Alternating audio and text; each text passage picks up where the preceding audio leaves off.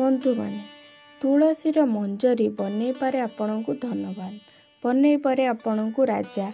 ଆମର ପ୍ରତ୍ୟେକ ହିନ୍ଦୁମାନଙ୍କ ପାଇଁ ତୁଳସୀ ଗଛ ଅତ୍ୟନ୍ତ ଗୁରୁତ୍ୱପୂର୍ଣ୍ଣ ଅଟେ ଏବଂ ଆମ ପ୍ରତ୍ୟେକ ହିନ୍ଦୁମାନଙ୍କ ଅଗଣାରେ ତୁଳସୀ ଗଛ ନିଶ୍ଚିତ ଭାବରେ ଶୋଭା ପାଇଥାଏ। ତେବେ ତୁଳସୀ ଗଛରେ ଯେବେ ମଞ୍ଜରୀ ଆସିଥାଏ ତାହା ଆମ ଘର ପାଇଁ ଅତ୍ୟନ୍ତ ଶୁଭ ହୋଇଥାଏ। ତୁଳସୀ ଗଛରେ ଯେବେ ମଞ୍ଜରୀ ଆସିଥାଏ ତ ଆପଣଙ୍କୁ ବୁଝି ନେବା ଉଚିତ ତ ଆପଣଙ୍କୁ ମା ଲକ୍ଷ୍ମୀଙ୍କର ବିଶେଷ କୃପା ପ୍ରାପ୍ତି ହୋଇଛି ଏବଂ ଆପଣଙ୍କ ଉପରେ ମା ଲକ୍ଷ୍ମୀ ଅତ୍ୟନ୍ତ ପ୍ରସନ୍ନ ଅଛନ୍ତି। ତ ବନ୍ଧୁମାନେ, ଆଜିର ଏହି ଭିଡ଼ିଓରେ ମୁଁ ଆପଣଙ୍କୁ ତୁଳସୀ ମଞ୍ଜରୀ ସହିତ ଜଡ଼ିତ କିଛି ବିଶେଷ ଏବଂ ସରଳ ଉପାୟ କହିବାକୁ ଯାଉଅଛି। ଏହି ଉପାୟଟି ମା ଲକ୍ଷ୍ମୀ ଏବଂ ଭଗବାନ ବିଷ୍ଣୁଙ୍କ କୃପା ପ୍ରାପ୍ତି କରିବା ପାଇଁ ବହୁତ ଅଧିକା ସାହାଯ୍ୟ କରିବ। ବନ୍ଧୁମାନେ, ଆପଣମାନେ ସମସ୍ତେ ଜାଣନ୍ତି ଆମ ହିନ୍ଦୁ ଧର୍ମରେ ତୁଳସୀ ଗଛକୁ ଅତ୍ୟନ୍ତ ଶୁଭ ଏବଂ ପବିତ୍ର ମନାଯାଇଥାଏ, କାରଣ ତୁଳସୀରେ ସ୍ୱୟଂ ମା ଲକ୍ଷ୍ମୀଙ୍କର ନିବାସ ହୋଇଥାଏ। କାରଣ ତୁଳସୀ ଗଛର କେବଳ ସ୍ୱାସ୍ଥ୍ୟ ଦୃଷ୍ଟିରୁ ନୁହେଁ ବରଂ ଆଧ୍ୟାତ୍ମିକ ଦୃଷ୍ଟିରୁ ମଧ୍ୟ ବହୁତ ଉପକାରୀ ଅଟେ। ପ୍ରତ୍ୟେକ ଦିନ ଆପଣ ସକାଳ ସମୟରେ ଏବଂ ସନ୍ଧ୍ୟା ସମୟରେ ତୁଳସୀଙ୍କର ପୂଜା କରିବା ଉଚିତ। ସନ୍ଧ୍ୟା ସମୟରେ ତୁଳସୀ ମୂଳରେ ଦୀପ ଜଳାଇବା ଅତ୍ୟନ୍ତ ଆବଶ୍ୟକ ଅଟେ। ଏମିତି କରିବା ଦ୍ୱାରା ସକାରାତ୍ମକ ଉର୍ଜା ପ୍ରାପ୍ତି ହୋଇଥାଏ। ମା ଲକ୍ଷ୍ମୀ ଓ ଭଗବାନ ବିଷ୍ଣୁଙ୍କର କୃପା ମଧ୍ୟ ପ୍ରାପ୍ତି ହୋଇଥାଏ। ତୁଳସୀ ଗଛର ମଞ୍ଜରୀ ଅତ୍ୟନ୍ତ ଶୁଭ ଏବଂ ଶକ୍ତିଶାଳୀ ହୋଇଥାଏ। ଯଦି ଆପଣ ତୁଳସୀ ମଞ୍ଜରୀ ସହିତ ଜଡ଼ିତ ଏହି ଉପାୟଟି କରିନିଅନ୍ତି ତ ଆପଣଙ୍କ ଗୃହରେ କେବେ ଧନର ଅଭାବ ହେବ ନାହିଁ। ଏହା ସହିତ ସମସ୍ତ ଆର୍ଥିକ ସମସ୍ୟା ମଧ୍ୟ ଦୂର ହୋଇଯିବ। ଯଦି ଆପଣଙ୍କ ଗୃହରେ ବାରମ୍ବାର ଆର୍ଥିକ ସମସ୍ୟା ଲାଗି ରହୁଛି, ସବୁବେଳେ ଧନର ଅଭାବ ଦେଖାଯାଉଛି, ତ ତୁଳସୀ ମଞ୍ଜରୀରେ ଜଡ଼ିତ ଏହି ଉପାୟଟି ଆପଣ ନିଶ୍ଚିତ ଭାବେ ପାଳନ କରନ୍ତୁ। ଏହାଦ୍ୱାରା ଆପଣ ଘରେ ସୁଖ, ଶାନ୍ତି ଏବଂ ସମୃଦ୍ଧିର ବାସ ହେବ। ଯଦି ଆପଣଙ୍କ ଘରର ସଦସ୍ୟଙ୍କ ମଧ୍ୟରେ ଲଢ଼େଇ ସମସ୍ୟା ଲାଗି ରହୁଛି, ମତାନ୍ତର ଲାଗି ରହୁଛି, ତ ତୁଳସୀ ମଞ୍ଜରୀ ଜଡ଼ିତ ସେହି ଉପାୟଟି ଆପଣଙ୍କର ସମସ୍ୟାକୁ ଦୂର କରିପାରିବ। ବନ୍ଧୁମାନେ, ତୁଳସୀ ଗଛର ମଞ୍ଜରୀ ଆସିବା ବହୁତ ଶୁଭ ହୋଇଥାଏ। ତେବେ ବନ୍ଧୁମାନେ, ଆସନ୍ତୁ ଜାଣିନେବା ତୁଳସୀ ଗଛ ସହ ଜଡ଼ିତ ସେହି ସହଜ ଏବଂ ସରଳ ଉପାୟ ଗୁଡ଼ିକ ବିଷୟରେ। ତେବେ ଭିଡ଼ିଓଟିରେ ଆଗକୁ ବଢ଼ିବା ପୂର୍ବରୁ ଆପଣ ଭିଡ଼ିଓଟିକୁ ଲାଇକ୍ କରି ଚ୍ୟାନେଲଟିକୁ ସବସ୍କ୍ରାଇବ୍ କରିଦିଅନ୍ତୁ ଏବଂ କମେଣ୍ଟ ବକ୍ସରେ ଭକ୍ତି ଏବଂ ଶ୍ରଦ୍ଧାର ସହିତ ଜୟ ମା ଲକ୍ଷ୍ମୀ ନିଶ୍ଚିତ ଭାବେ ଲେଖନ୍ତୁ। ତେବେ ବନ୍ଧୁମାନେ, ଆପଣଙ୍କର ଯେତେବେଳେ ତୁଳସୀ ଗଛରେ ମଞ୍ଜରୀ ଆସୁଛି ସେଗୁଡ଼ିକ ଆପଣ ତଳି ଆଣନ୍ତୁ। ଗୋଟିଏ ଲାଲ କପଡ଼ାରେ ବାନ୍ଧି ଆପଣ ପୁଟୁଳି ବନେଇ ନିଅନ୍ତୁ ଏବଂ ସେହି ପୁଟୁଳିକୁ ଆପଣ ନିଜ ପୂଜା ଘରେ ରଖନ୍ତୁ। ଏପରି କରିବା ଦ୍ୱାରା ଆପଣଙ୍କ ଗୃହରେ ସକାରାତ୍ମକ ଉର୍ଜା ପ୍ରାପ୍ତି ହେବ। ବନ୍ଧୁମାନେ, ଆପଣମାନେ ଯଦି ଧନ ଲାଭ କରିବାକୁ ଚାହୁଁଛନ୍ତି ତେବେ ତୁଳସୀ ମଞ୍ଜରୀ ଗୁଡ଼ିକ ଗୋଟିଏ ଲାଲ କପଡ଼ାରେ ବାନ୍ଧି ଆପଣ ନିଜ ଧନ ରଖୁଥିବା ସ୍ଥାନରେ ରଖିଦିଅନ୍ତୁ। ଏପରି କରିବା ଦ୍ୱାରା ଧନର ଅଭାବ ହୋଇନଥାଏ। ମାନ୍ୟତା ଅଛି ଯେ ଏପରି କରିବା ଦ୍ୱାରା ଆପଣଙ୍କ ଗୃହରେ ମା ଲକ୍ଷ୍ମୀଙ୍କର କୃପା ପ୍ରାପ୍ତି ହୋଇଥାଏ। ଗୃହରୁ ଆର୍ଥିକ ସମସ୍ୟା ମଧ୍ୟ ଦୂର ହୋଇଥାଏ। ଏହା ବ୍ୟତୀତ ଆପଣଙ୍କ ପର୍ସରେ ସବୁବେଳେ ଖାଲି ରହୁଛି ବା ଆପଣ ଏହି ସମସ୍ୟାରୁ ମୁକ୍ତି ପାଇବାକୁ ଚାହୁଁଛନ୍ତି, ଆପଣ ନିଜ ପର୍ସରେ ଗୋଟିଏ ତୁଳସୀ ମଞ୍ଜରୀଟି ରଖନ୍ତୁ ଏବଂ ଏହା ବ୍ୟତୀତ ଯଦି ଆପଣ ବିଷ୍ଣୁଙ୍କୁ ତୁଳସୀ ମଞ୍ଜିର ଅର୍ପଣ କରନ୍ତି ତ ଆପଣଙ୍କୁ ମୋକ୍ଷ ପ୍ରାପ୍ତି ହେବ। ଆପଣଙ୍କ ଜୀବନ ମରଣ ଚକ୍ରରୁ ମୁକ୍ତି ମିଳିଯିବ ଏବଂ ଆପଣଙ୍କୁ ଶ୍ରୀ ବିଷ୍ଣୁଙ୍କର ଚରଣରେ ମଧ୍ୟ ସ୍ଥାନ ମିଳିଯିବ। ଏହା ବ୍ୟତୀତ ଯଦି ଆପଣ ଶୁକ୍ରବାର ଦିନ କିଛି ତୁଳସୀ ପତ୍ରକୁ ହଳଦିଆ କପଡ଼ାରେ ଗୁଡ଼ାଇ ତାକୁ ଆପଣ ଧନ ରଖୁଥିବା ସ୍ଥାନରେ ରଖିଦିଅନ୍ତି, ତୁଳସୀ ମଞ୍ଜିରୁ ବାହାରୁଥିବା ଉର୍ଜା ଆପଣଙ୍କୁ ଆକର୍ଷିତ କରିଥାଏ ଏବଂ ଏହା ଏହି ଉପାୟଟିକୁ ବହୁ ଶକ୍ତିଶାଳୀ ମଧ୍ୟ ମନାଯାଉଛି। ବନ୍ଧୁମାନେ, ଘରର ଉତ୍ତର ପୂର୍ବ କୋଣ, ଯାହାକୁ କି ଆମେ ଐଶାନ୍ୟ କୋଣ ମଧ୍ୟ କୁହାଯାଇଥାଏ, ଏହାକୁ ଆମେ ବାସ୍ତୁଶାସ୍ତ୍ରରେ ବହୁ ଶୁଭ ସ୍ଥାନ ମଧ୍ୟ ମନାଯାଇଥାଏ। ଏହି ଦିଗରେ ଦେବୀ ଦେବତାଙ୍କର ବାସ ମଧ୍ୟ ରହିଥାଏ। ଆପଣ ଯଦି ଏହି କୋଣରେ ଗୋଟିଏ ପାତ୍ରରେ ତୁଳସୀ ମଞ୍ଜରୀ ଗୁଡ଼ିକ ରଖିଦିଅନ୍ତି, ତ ଆପଣଙ୍କ ଜୀବନରେ ସୁଖ ସମୃଦ୍ଧି ବୃଦ୍ଧି ହେବ। ଆପଣଙ୍କ ଗୃହରେ ଶାନ୍ତି ବାସ କରିବ। ଯଦି ଆପଣ ଗୃହର ପୂଜା ଘରେ ତୁଳସୀ ମଞ୍ଜରୀ ରଖନ୍ତି, ତ ଏହାଦ୍ୱାରା ଲକ୍ଷ୍ମୀ ଆପଣଙ୍କ ଉପରେ ପ୍ରସନ୍ନ ହେବା ସହିତ ଆପଣଙ୍କ ଗୃହରେ ମଧ୍ୟ ସକାରାତ୍ମକ ପ୍ରବେଶ କରିବ।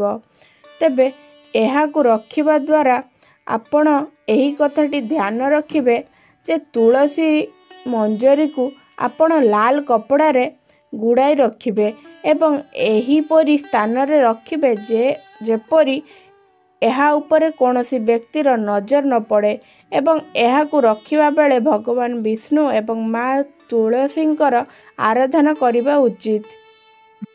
ଜ୍ୟୋତିଷ ସ୍ଥାନ ଅନୁସାରେ ଯେଉଁ ଘରେ ସବୁବେଳେ କଳହମୟ ଲାଗିଥାଏ କିମ୍ବା ଗୃହର ସଦସ୍ୟମାନଙ୍କ ମାନସିକ ଦୁଶ୍ଚିନ୍ତାରେ ରହିଥାନ୍ତି, ତ ସେହି ଘରେ ତୁଳସୀ ମଞ୍ଜରୀ ରଖିବା ଦ୍ୱାରା ସୁଖ ଏବଂ ଶାନ୍ତିର ଆଗମନ ହୋଇଥାଏ ଏବଂ ଏହା ଆପଣଙ୍କ ଘରର ବାତାବରଣ ସହିତ ଆପଣଙ୍କର ଧନ ଏବଂ ସମୃଦ୍ଧି ଦ୍ୱାରା ମଧ୍ୟ ଖୋଲି ଦେଇଥାଏ। ତ ଏହି ସବୁ ଉପାୟ ଗୁଡ଼ିକ ମୁକ୍ତି ପାଇବା ପାଇଁ ଆପଣ ଗଙ୍ଗା ଜଳ ଏବଂ ତୁଳସୀ ମଞ୍ଜରୀ ମିଶାଇ ଘରର ଉତ୍ତର ଦିଗରେ ରଖନ୍ତୁ ଏବଂ ସେହି ଜଳକୁ ଆପଣ ପ୍ରତ୍ୟେକ ଦିନ ଆପଣଙ୍କ ଗୃହରେ ଛିଞ୍ଚି ଦିଅନ୍ତୁ। ଆପଣ ଏପରି କରିବା ଦ୍ୱାରା ନକାରାତ୍ମକ ଶକ୍ତିର ବାସ ହୋଇପାରିବ ନାହିଁ।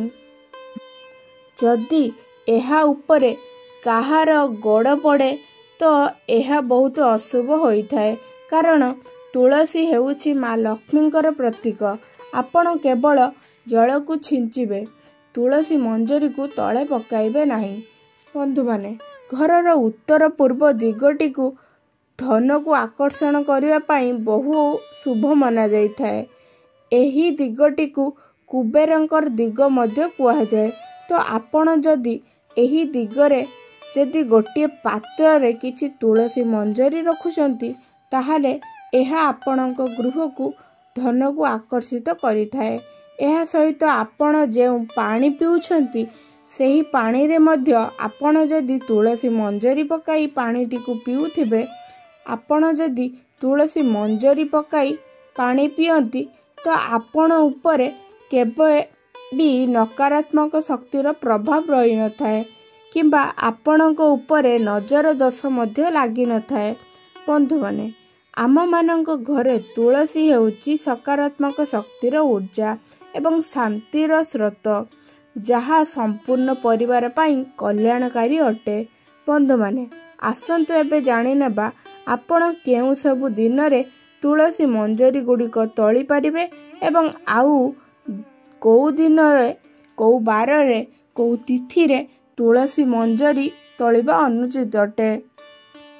ତୁଳସୀ ମଞ୍ଜରୀ ତୋଳି ସାରିବା ପରେ ଆପଣ ଏହାକୁ କେଉଁ ସ୍ଥାନରେ ରଖିବେ ଏବଂ କିପରି ଭାବରେ ଉପଯୋଗ କରିବେ, ତ ବନ୍ଧୁମାନେ ମନେ ରଖନ୍ତୁ, ତୁଳସୀର ପତ୍ର ହେଉ କିମ୍ବା ତୁଳସୀ ମଞ୍ଜରୀ ହେଉ, ଆପଣ ଏକାଦଶୀ, ଦ୍ୱାଦଶୀ, ପୂର୍ଣ୍ଣିମା, ଅମାବାସ୍ୟା, ରବିବାର, ମଙ୍ଗଳବାର, ସଂକ୍ରାନ୍ତି, ସୂର୍ଯ୍ୟପରାଗ କିମ୍ବା ଚନ୍ଦ୍ରଗ୍ରହଣରେ ତୋଳିବେ ନାହିଁ। ଆପଣ ଯଦି ଏହାକୁ ଶୁକ୍ରବାର ଦିନ ତୋଳିଛନ୍ତି, ତ ଏହା ବହୁ ଶୁଭ ମନାଯାଇଥାଏ। ମା ତୁଳସୀଙ୍କୁ ତ ତୁଳସୀ ଅର୍ପଣ କରାଯାଏ ନାହିଁ। ଯଦି ଆପଣ ଶୁକ୍ରବାର ଦିନ ତୁଳସୀ ମଞ୍ଜରୀ ମା ଲକ୍ଷ୍ମୀଙ୍କୁ ଅର୍ପଣ କରିଥାନ୍ତି, ଏହାଦ୍ୱାରା ଆପଣଙ୍କ ଘରେ ଧନଧାନ୍ୟର ବୃଦ୍ଧି ହୋଇଥାଏ। ତେବେ ଆପଣ ଯେତେବେଳେ ତୁଳସୀର ମଞ୍ଜରୀ ତୋଳିବେ, ତେବେ ଧ୍ୟାନ ରଖିବେ ଯେ କଇଁଚି କିମ୍ବା ଅନ୍ୟ କୌଣସି ବସ୍ତୁର ବ୍ୟବହାର କରିବେ ନାହିଁ କିମ୍ବା ନଖରେ ମଧ୍ୟ ଆପଣ ତୁଳସୀ ମଞ୍ଜରୀକୁ ଛିଡ଼ାଇବେ ନାହିଁ। ତୁଳସୀ ପତ୍ର ମଧ୍ୟ ନଖରେ ଛିଡ଼ାଇବା ଅନୁଚିତ ଅଟେ। ଯେତେବେଳେ ଆପଣ ତୁଳସୀ ମଞ୍ଜରୀ ତୋଳିବେ ସେତେବେଳେ ଯେମିତି ମା ତୁଳସୀଙ୍କର କିଛି କଷ୍ଟ ନ ହୁଏ ସେଥିପ୍ରତି ଆପଣ ବିଶେଷ ଭାବେ ଧ୍ୟାନ ରଖିବେ। ଆପଣ ଗୋଟିଏ ପିତ୍ତଳ ଥାଳି ନେଇଯିବେ। ତା ଉପରେ ଗୋଟିଏ ଲାଲ ରଙ୍ଗର କପଡ଼ା ବିଛେଇ ଦିଅନ୍ତୁ। ସେହି କପଡ଼ା ଉପରେ ଆପଣ ସେହି ମଞ୍ଜରୀ ଗୁଡ଼ିକ ତୋଳି ରଖିବେ। ତା ଉପରେ ଆପଣଙ୍କୁ ନିଜର ପୂଜା ଘରକୁ ନେଇ ଆସିବେ ଏବଂ ତାକୁ ବାନ୍ଧି ଗୋଟିଏ ପୁଟୁଳି ବନାଇ ରଖିବେ ଏବଂ ପ୍ରତ୍ୟେକ ଦିନ ପୂଜାରେ ଆପଣ ସେହି ମଞ୍ଜରୀର ବ୍ୟବହାର କରିପାରିବେ। ସେତେବେଳେ ଆପଣ ଶ୍ରୀ ବିଷ୍ଣୁ କିମ୍ବା ଶ୍ରୀକୃଷ୍ଣଙ୍କର ପ୍ରସାଦ ଅର୍ପଣ କରୁଛନ୍ତି ତ ଆପଣ ଜାଣିଥିବେ ଶ୍ରୀ ବିଷ୍ଣୁ ବିନା ତୁଳସୀରେ ପ୍ରସାଦ ଗ୍ରହଣ କରିନଥାନ୍ତି। ତେଣୁ ଆପଣ ତୁଳସୀ ପତ୍ର ସହିତ ତୁଳସୀ ମଞ୍ଜରୀ ମଧ୍ୟ ରଖିଛନ୍ତି ତ ଏହାଦ୍ୱାରା ଶୁଭତା ଅଧିକ ବଢ଼ିଥାଏ। ତ ଆପଣମାନେ ପ୍ରତ୍ୟେକ ଦିନ ଶ୍ରୀ ବିଷ୍ଣୁ କିମ୍ବା ଶ୍ରୀକୃଷ୍ଣଙ୍କ ଭୋଗ ଲଗାଇବା ସମୟରେ ତୁଳସୀ ମଞ୍ଜରୀର ମଧ୍ୟ ବ୍ୟବହାର କରିପାରିବେ। ଯଦି ଆପଣ ଗୁରୁବାର ଦିନ ଶ୍ରୀ ବିଷ୍ଣୁ କିମ୍ବା ଶ୍ରୀକୃଷ୍ଣଙ୍କ ପ୍ରସାଦରେ ଏହାର ବ୍ୟବହାର କରୁଛନ୍ତି ତାହେଲେ ଅତ୍ୟନ୍ତ ଶୁଭ ଫଳ ପ୍ରାପ୍ତି ହେବ ଏବଂ ଶୁକ୍ରବାର ଦିନ ମା ଲକ୍ଷ୍ମୀଙ୍କୁ ସେହି ତୁଳସୀ ମଞ୍ଜରୀ ଅର୍ପଣ କରିବେ। ତାକୁ ଆପଣ ଭୋଗ ସ୍ୱରୂପ ଗ୍ରହଣ କରିପାରିବେ କିମ୍ବା ଆପଣ ଧନ ରଖୁଥିବା ସ୍ଥାନରେ ମଧ୍ୟ ଲାଲ କପଡ଼ାରେ ଗୁଡ଼ାଇ ରଖିପାରିବେ। ଏପରି କରିବା ଦ୍ୱାରା ଆପଣଙ୍କ ଗୃହରେ ଧନ ଧାନ୍ୟ ସୁଖ ସମୃଦ୍ଧିର ବୃଦ୍ଧି ହୋଇଥାଏ। ବନ୍ଧୁମାନେ, ଯେଉଁ ବ୍ୟକ୍ତିମାନେ ନିଜର ଧନ ରଖିବା ସ୍ଥାନରେ ତୁଳସୀ ମଞ୍ଜରୀ ରଖିଥାନ୍ତି ସେମାନଙ୍କ ଗୃହରେ କେବଳ ଧନର ଅଭାବ ହୋଇନଥାଏ, କାରଣ ସେଠାରେ ମା ଲକ୍ଷ୍ମୀଙ୍କର ବାସ କରିଥାନ୍ତି। ଆଉ ଯେଉଁ ଜାଗାରେ ମା ଲକ୍ଷ୍ମୀଙ୍କର ବାସ ହୋଇଥାଏ ସେଠାରେ କେବେ ବି ଦାରିଦ୍ର୍ୟତା ବାସ କରିନଥାଏ, ଅର୍ଥାତ୍ ଆପଣଙ୍କୁ କେବେ ବି ଆର୍ଥିକ ସମସ୍ୟାର ସାମ୍ନା କରିବାକୁ ପଡ଼ିନଥାଏ। ବନ୍ଧୁମାନେ, ଆପଣ ଗୃହରେ ଯଦି ବାସ୍ତୁଦୋଷ ରହିଛି ତ ଆପଣ ଯେତେବେଳେ ପୂଜା କରୁଛନ୍ତି ପୂଜା କରିବା ସମୟରେ ଗୋଟିଏ ପାତ୍ରରେ କିଛି ଜଳ ରଖନ୍ତୁ, ସେଠାରେ ତୁଳସୀ ମଞ୍ଜରୀ ମଧ୍ୟ ରଖନ୍ତୁ। ତା ପରଦିନ ଯେତେବେଳେ ଆପଣ ପୂଜା କରିବାକୁ ଯିବେ ତା ପୂର୍ବରୁ ସେହି ପାଣିଟିକୁ ଗୋଟିଏ ଫୁଲ ମାଧ୍ୟମରେ ଘରେ ଛିଞ୍ଚି ଦିଅନ୍ତୁ। ମନେ ରଖିବେ, ତୁଳସୀର ମଞ୍ଜରୀ ଯେପରି ତଳେ ନ ପଡ଼େ, ଯେପରି କିମ୍ବା କାହା ପାଦ ତଳକୁ ନ ଆସେ। ଏପରି କରିବା ଦ୍ୱାରା ମା ଲକ୍ଷ୍ମୀ ରୁଷ୍ଟ ହୋଇଯାଇଥାନ୍ତି। ତୁଳସୀ କୁ ଅପମାନ ହୋଇଥାଏ। କେବଳ ସେହି ଜଳକୁ ଆପଣ ସମ୍ପୂର୍ଣ୍ଣ ଘର ସାରା ଛିଞ୍ଚନ୍ତି ଏବଂ ପ୍ରତ୍ୟେକ ଦିନ ଏପରି ଭାବେ କରନ୍ତି। ତା ଦ୍ୱାରା ଆପଣଙ୍କ ଗୃହରେ ବାସ୍ତୁଦୋଷ ଗୁଡ଼ିକ ଥାଏ ତାହା ଦ୍ୱାରା ଖଣ୍ଡନ ହୋଇଥାଏ ଏବଂ ପୂଜା କରିବା ସମୟରେ ଯେତେବେଳେ ଆପଣ ଈଶ୍ୱରଙ୍କ ଉଦ୍ଦେଶ୍ୟରେ ଦୀପ ପ୍ରଜ୍ୱଳନ କରୁଛନ୍ତି ତ ସେହି ଦୀପର ଘିଅରେ ଆପଣ କିଛି ତୁଳସୀ ମଞ୍ଜରୀ ପକାଇ ଦୀପ ପ୍ରଜ୍ୱଳନ କରନ୍ତି। ତ ଏପରି କରିବା ଦ୍ୱାରା ଆପଣଙ୍କ ଗୃହର ନକାରାତ୍ମକ ଉର୍ଜା ଦୂର ହୋଇଥାଏ ଏବଂ ଘରେ ସକାରାତ୍ମକ ବୃଦ୍ଧି ହୋଇଥାଏ। ଏହାଦ୍ୱାରା ମା ଲକ୍ଷ୍ମୀ ମଧ୍ୟ ପ୍ରସନ୍ନ ହୋଇଥାନ୍ତି, ଶ୍ରୀ ବିଷ୍ଣୁ ମଧ୍ୟ ପ୍ରସନ୍ନ ହୋଇଥାନ୍ତି। ତ ଏହି ଉପାୟଟି ଆପଣ ପ୍ରତ୍ୟେକ ଦିନ ପୂଜା ସମୟରେ ପାଳନ କରିପାରିବେ। ବନ୍ଧୁମାନେ, ତୁଳସୀ ପତ୍ରକୁ ଜାଳିବା ବହୁତ ପାପ କଥା ହୋଇଥାଏ। ଏହାକୁ ଭଲ ଭାବେ ମନେ ରଖିବେ ଯେ ମାତ୍ର ଆପଣ ଯଦି ପ୍ରତ୍ୟେକ ଦିନ କର୍ପୂର ସହିତ ତୁଳସୀ ମଞ୍ଜରୀକୁ ଜାଳି ଘର ସାରା ତାର ଧୂଆଁ ଦେଖାନ୍ତି ତେବେ ମଧ୍ୟ ଆପଣଙ୍କ ଘରେ ଧନ ଧାନ୍ୟର ବୃଦ୍ଧି ହୋଇଥାଏ, ସୁଖ ସମୃଦ୍ଧିର ବୃଦ୍ଧି ହୋଇଥାଏ ଏବଂ ଗୃହର ସମସ୍ତ ନକାରାତ୍ମକ ଶକ୍ତି ଗୁଡ଼ିକ କଟିଯାଇଥାଏ। ଗୃହ ଉପରେ ଯଦି କାହାର ଖରାପ ନଜର ଲାଗିଥାଏ କିମ୍ବା କୌଣସି ନକାରାତ୍ମକ ଶକ୍ତିର ପ୍ରଭାବ ରହିଥାଏ ତେବେ ତାହା ମଧ୍ୟ ଦୂର ହୋଇଥାଏ। ତେବେ ବନ୍ଧୁମାନେ, ଏହି ଯେଉଁ ତୁଳସୀ ମଞ୍ଜରୀକୁ ସାଧାରଣ ଭାବୁଛନ୍ତି ଏହା ଅତ୍ୟନ୍ତ ଅସାଧାରଣ ଏବଂ ଚମତ୍କାର ଶକ୍ତିପୂର୍ଣ୍ଣ। ତ ଆପଣ ଏହାର ବ୍ୟବହାର କରି ଘରର ସକାରାତ୍ମକ को वृद्धि करिपारिबे।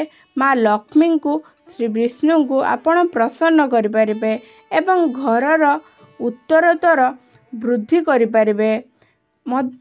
एही तुलसी मंजरी अनेक प्रकार साहाय्य करिपारे।